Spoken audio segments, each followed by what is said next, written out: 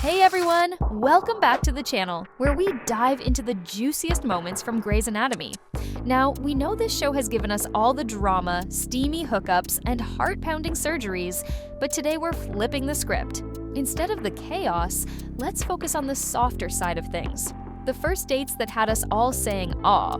From surprise kisses to adorable late-night bonding, Grey's Anatomy has shown us that even in the busiest hospital, love can steal the spotlight. So grab your popcorn as we count down the 7 most wholesome first dates in Grey's Anatomy that will make your heart melt all over again.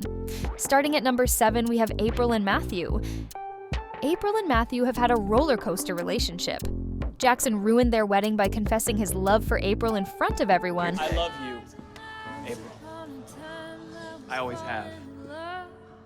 I love everything about you. Even the things I don't like, I love. But they later reunited. Their first date was great too. After initially refusing his advances, April agreed to eat burritos with Matthew inside an ambulance. Minutes later, he got an emergency call involving a hit-and-run victim. She decided to accompany him, and the two alternated between saving the victim's life and bonding. And later in the episode, they shared a kiss. You were incredible today.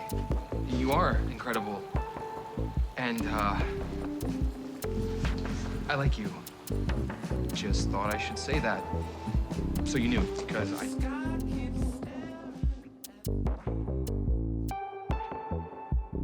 At number 6, we have Lucy and Alex. There was a lot of hostility between Lucy and Alex at first, because he mistakenly referred to her as a nurse. Thought I knew all the nurses on this floor. How did I miss you?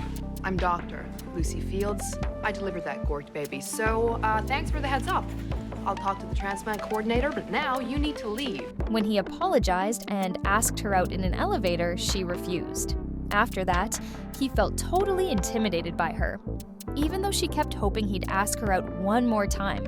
Choosing to focus more on his work, he chose to live in a trailer next to the hospital so that he'd be arriving to work first and have a better chance of being chief resident. Tired of waiting, she showed up at his trailer, and the two proceeded to have drinks. They then bonded before sharing a kiss.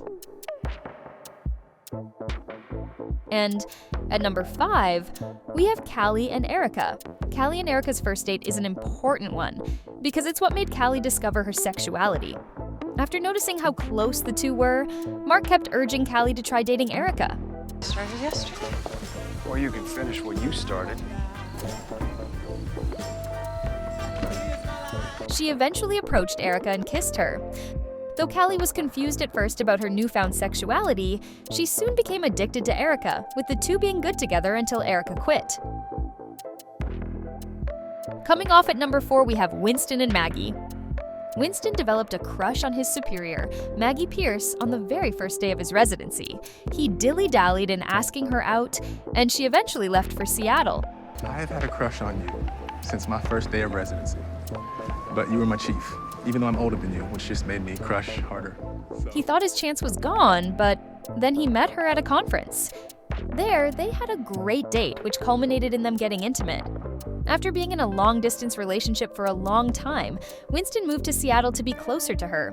He proposed, and they soon got married. All right, everyone, At number 3, we have Cristina and Owen. Owen was Major Hunt at first, and Cristina was totally blown away. The army doctor first arrived at Seattle Grace in an ambulance, and Richard ordered Cristina to take care of him after noticing his bleeding leg. What better way to woo a fellow doctor than to perform an emergency tracheotomy with a pen? What did you do? I didn't do it, he did. G.I. Joe draked him at the field before I got there. With a pen? You draped this guy with an ink pen? So? He went on to staple his own leg without using anesthesia, something Cristina considered totally badass. And when she was impaled by a falling icicle later in the day, he rescued her and carried her inside like he was Clark Kent, and she was Lois Lane. The day concluded with the two kissing. And at number 2, we have Meredith and Finn. When Finn Dandridge first asked Meredith to go out with him, she declined. I asked because I was wondering if you would like to go out with me. Out with you. On a date, tonight. Date tonight. And you're repeating everything I say so that you can buy yourself some time and figure out a way to let me down easy. It's okay. But she later showed up at his office to tell him that she was ready to date him. He had an errand to run, so he invited her to come along if she wished. She thus accompanied him to a stable where she watched him help a horse give birth. She found this to be totally cool and decided to help. He then invited her back to his place, and importantly, he respected her wishes not to have sex on the first date. Finally, at number 1, we have Derek and Meredith.